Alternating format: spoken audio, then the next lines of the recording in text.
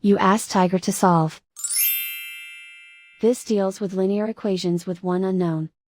The final result is d equals -49. Let's solve it step by step. Simplify the expression. Expand the parentheses. Simplify the arithmetic. Group all constants on the right side of the equation. Add 34 to both sides. Simplify the arithmetic.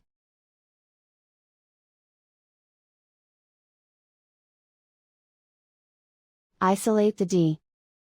Divide both sides by -2.